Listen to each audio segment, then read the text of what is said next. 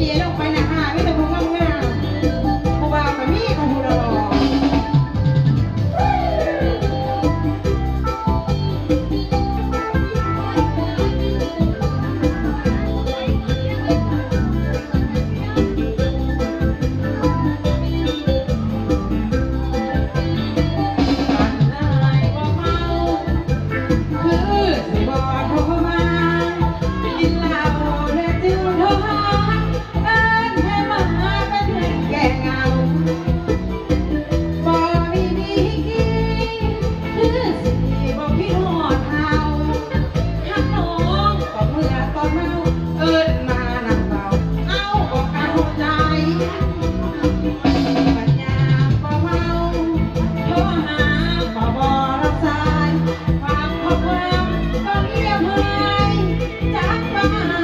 ไปอยู่จะได้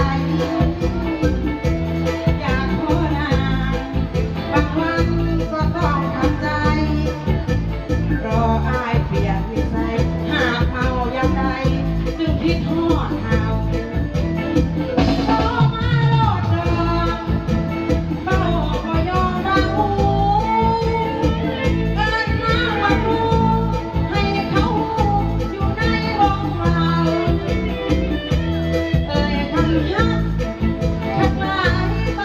พี่เมาบ่อื่นแต่แนวสิเมาหยอกเฮาคือความสำคัญยามบ่กินเหล้าแต่ใจของไม่มีน้องเขาเก็บไว้เพียงสำรองอารมณ์นี้จะต้องมีฉันมาเป็นกับแกล้มผสมสนหาให้อายสุดสันแต่รักแค่เพียงบางวันและเห็นอาการมันแค่วันนี้มาอยากกินข้าวสาวบ่ลำแต่ย่าเมาเลยเด้อผู้บ่าวบ้านนาสุขุมผู้บ่าวบ้านนาท่าเด้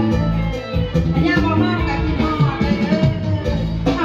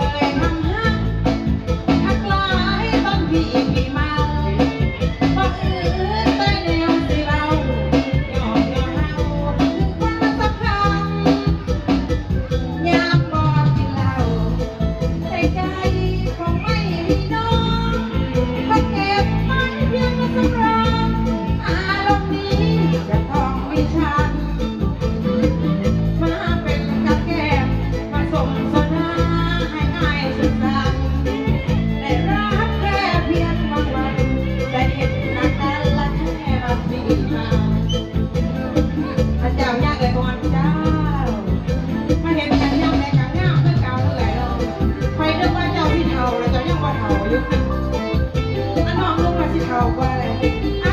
วจากคนสวยเจ้าเฮ้ย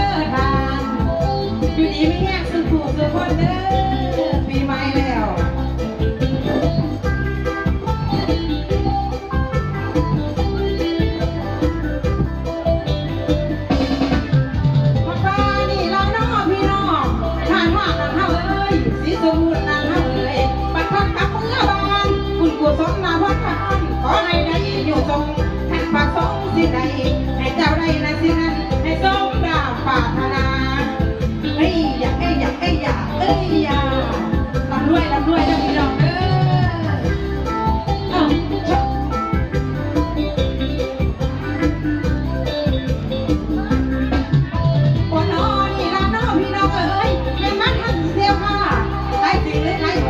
ขอให้เงินนั้นไหลออกขอให้ทองนั้นไหลมา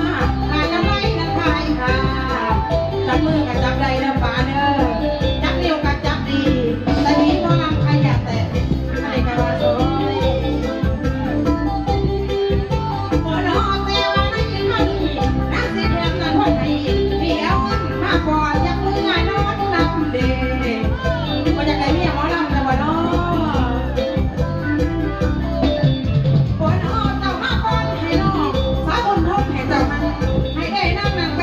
เอามือสินั่นสั่งการเฮ้ยอย่าเอ้ยอย่าเอ้ยอย่าเอ้ยอย่า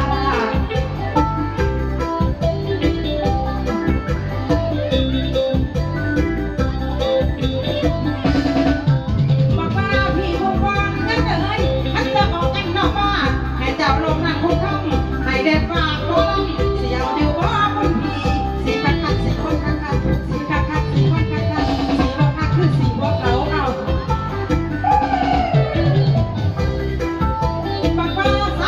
นั่นผู้นี้สาวปันใจนั่นผู้นี้ศิลปะนั่นผู้นี้บ่ลืมพี่ปัญหาเมื่อ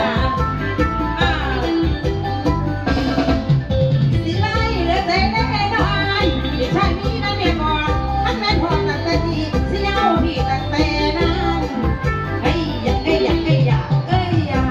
คือมาเดือนแจกต้องพี่น้องเนาะ